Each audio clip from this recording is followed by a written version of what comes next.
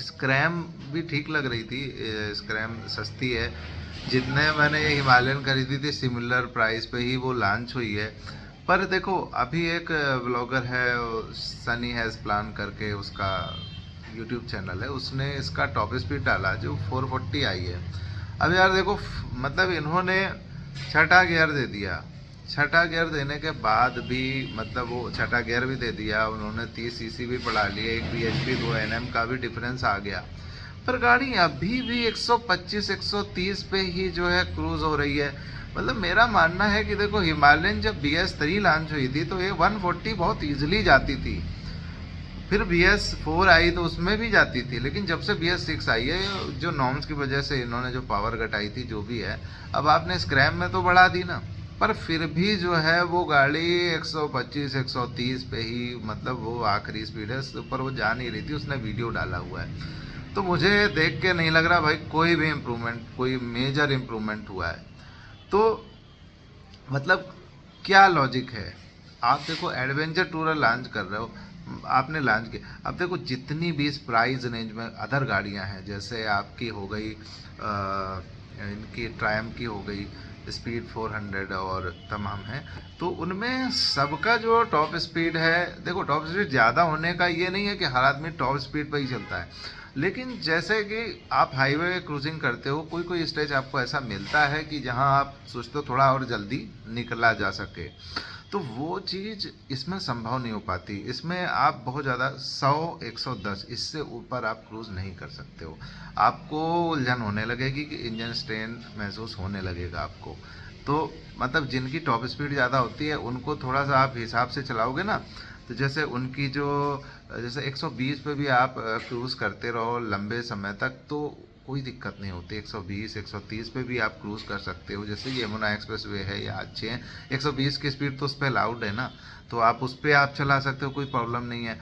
तो long touring में जैसे है ना, हाईवे टूरिंग में कभी कभी भाई ज़रूरत पड़ती है कि जब सेम प्राइस पे है ना, अगर आप प्राइस की बात करो सेम प्राइस पे हमको जो है इनकी अदर गाड़ियां मिल रही हैं जिनका पावर फिगर काफ़ी ज़्यादा है, तो फिर आदमी ये स्क्रैम 440 क्यों लेगा? कॉमन सेंस की बात है ना। तो कुछ तो इम्प्रूवमेंट करो, मतलब एटलीस्ट 140 इसकी जो पहले आपने जब लॉन्च करी थी उस समय थी, और आपने 6 गियर लगा के भी वो 130 125 भी जा रही है, तो वो तो उतनी तो मेरी भी जाती है, तो क्या फ़ायदा आपके एडिशनल चीज़ें करने का? आदमी खाली 16 टीथ का पॉकेट लगवा लेगा और बस उसकी जाने लगेगी। पर आप कॉमन सेंस की बात करो ना, कि कुछ तो उसमें इम्प्रूवमेंट देना चाहिए। कि देखो टॉप स्पीड 25 bhp फिर भी कम है, मतलब जिस हिसाब से जिस प्राइस रेंज में आपने लॉन्च करी है, मार्वेरिक हमेशा जो देखो इनसे ज़्यादा ही है। अगर इसमें जावा की बात करें, जावा की जो एडवेंचर आती वो भी 29 bhp की है। स्क्रैम स्क्रैम जो इनकी है ट्रायम की, वो भी जो है देखा जाए तो करीब करीब 40 bhp के आसपास है। तो मतलब अब हिमालयन 450 को ले लो या गोरिल्ला को ले लो, गोरिल्ला इससे बहुत ज़्यादा मेरे ख्याल से 15-20 हज़ार 30 हज़ार का डिफरेंस होगा, इससे ज़्यादा नहीं होगा, वो भी 40 bhp की आदमी। फिर यहाँ पे बात यह है ना कि उतना ही प्राइस पे करके आदमी को सिमिलर मतलब प्राइस पे आपको बेटर परफॉर्मेंस मिल रहा होगा तो कौन खरीदेगा? बहुत सी चीज़ें होती है सोचने वाली। ये ठीक है, ये देसी टाइप का इंजन है, लो एंड अच्छा है, मिड रेंज भी अच्छा है, लेकिन टॉप एंड अगर आप कोई चीज़ कोई ब्रांड इम्प्रूव करके दे रहे हो तो टॉप एंड आपको इम्प्रूव करना चाहिए। ये मेरा अपना पर्सपेक्टिव है। बाकी फ्यूचर में तो यही सोच रहा हूँ मैं, स्क्रैम जो है ये आपकी, हाँ ये स्क्रैम 400 जो इनकी है ट्रायम की, वो भी है मेरे शॉर्ट लिस्ट में। और दूसरा जो है इनका जो हिमालयन 450 है ये भी है। एक्सपल 210 लॉन्च हो, थोड़ा सा उसके रिव्यू आए तब पता चले तो क्या परफॉर्मेंस निकल के आ रही है। आमतौर के तो उसका तो सिमिलर ही परफॉर्मेंस होगा क्योंकि 24 bhp समथिंग है ना वो भी, तो परफॉर्मेंस तो उसका सिमिलर हिमालयन जैसा ही होगा, लेकिन हिमालयन से तो काफ़ी सस्ती लॉन्च हुई है, तो उस हिसाब से देखा जाएगा। इसे ट्यूबलेस लेने का एक और वजह थी, वैसे तो ट्यूबलेस रिम लॉन्च हो चुके हैं लेकिन वो हमारे 411 के लिए नहीं हैं, और उनको डायरेक्टली आप फिट करोगे तो शायद नहीं होते हैं, कुछ प्रॉब्लम आती है। और जिन्होंने किया है वो स्पोक्स वगैरह उसके हिसाब से बनवाते हैं और मॉडिफाई करके लगवाते हैं। तो मेरे दिमाग में है कि जो स्क्रैम 440 लॉन्च हुई है, उसके जो एलॉय व्हील है, मैं फ्यूचर में अगर मैं ये रखूँगा, वैसे तो प्लान यही है कि इसको निकालना है, निकाल के जो है हिमालयन 450 पे मेरा पूरा जो है दिमाग है लेने का। बाकी अगर नहीं होता है तो मैं जो है ये इसमें उसके जो है एलॉय व्हील यूज़ करूँगा, और फ्रंट उसका 19 है और पीछे का बिल्कुल सेम प्रोफाइल है तो लग जाएगा। और देखो, सबसे बड़ी प्रॉब्लम है हिमालयन में ट्यूबलेस टायर वाली, और जो स्पोक व्हील उन्होंने लॉन्च भी किए हैं, उनकी कॉस्ट और एलॉय व्हील की कॉस्ट में मुझे नहीं लगता कोई डिफरेंस है। और देखो, डिपेंड करता है ना आप कितना ऑफ रोडिंग करते हो, किस लेवल की करते हो। मेरा बहुत ज़्यादा जो है वैसा ऑफ रोडिंग का नहीं है मामला, पर ये है कि मैं पंचर से बहुत परेशान था। मतलब हिमालयन मैंने रखी है, करीबन ये 5वां साल है मेरा, और इन 5 सालों में कम से कम 10 बार पंचर हुई है। और जब भी पंचर होती है ना, तो समझ लीजिए कि एक तो 200 किलो की गाड़ी है, और इसको जो है आप गियर में भी, मतलब आप स्टार्ट कर लो, स्टार्ट करके भी मूव करके ले जाना पंचर वाले तक बहुत ही ज़्यादा डिफ़िकल्ट होता है। एक बार तो मैं रात में फंस गया था, और उस रात में कोई मिला ही नहीं था, तो मैं पंचर ही उसको अपने घर तक चला के ले गया था, और मैं बैठ के ही ले गया था। मैंने कहा टायर ख़राब होगा तो ख़राब हो जाए, कोई फ़र्क नहीं पड़ता।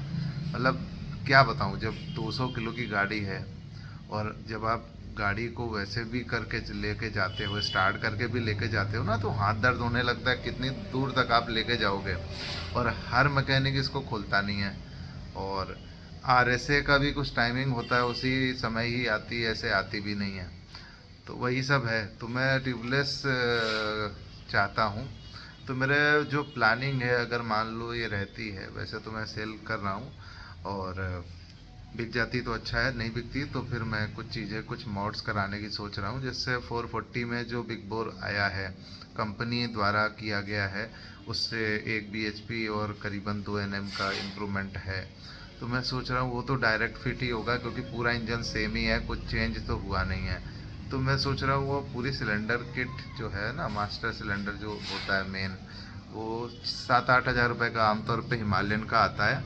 और एक NMW रेसिंग वाले भी हैं, वो बहुत महंगा बेचते हैं। वो यही रेसिंग किट, मतलब यही आपका बिग बोर किट जो है ना, 15-15 हज़ार, 20-20 हज़ार रुपये की बेचते हैं। अब लूट है, जो भी भाई जिनको पैसा हो अपना लें। बाकी मेरा तो ये है कि अगर मुझे लेना होगा तो मैं रॉयल इनफील्ड से ही ले लूँगा, और 30 सीसी उसमें ज़्यादा है, तो हो सकता हो बेनिफिट भी थोड़ा सा पावर में मिले। और रही बात 6 गियर की, तो मेरा 16 टीथ का स्पॉकेट है और 90 वाला टायर है, तो मुझे तो छठे गियर की अभी फ़िलहाल ज़रूरत नहीं महसूस होती है। तो पावर उससे थोड़ा सा बढ़ जाएगा, थोड़ा सा एलॉय व्हील लगने से भी गाड़ी का जो है ना, उसको चलाना बहुत आसान हो जाता है, क्योंकि स्पोक्स व्हील थोड़े से भारी भी होते हैं, और ट्यूब हट जाता है, उसका भी वेट थोड़ा कम हो जाता है, तो थोड़े गाड़ी की एजिलिटी थोड़ी बढ़ती है, और टेंशन फ्री आदमी होकर चलता है कि अब कोई पंचर होने की कोई टेंशन नहीं है। तो ये 2 चीज़ कराने का मेरा प्लान है, अगर ये गाड़ी मैं रखता हूँ। बाकी फ्यूचर में तो यही लग रहा है मुझे कि इसको बेच के मैं 440 लूँगा, हिमालयन 450 लूँगा, क्योंकि वो हर मानक पे अच्छी है। आने दो, उसके बाद रिव्यू देखते हैं। आज के लिए बस इतना ही, मिलते हैं इससे ही वीडियो के लिए। वंदे मातरम।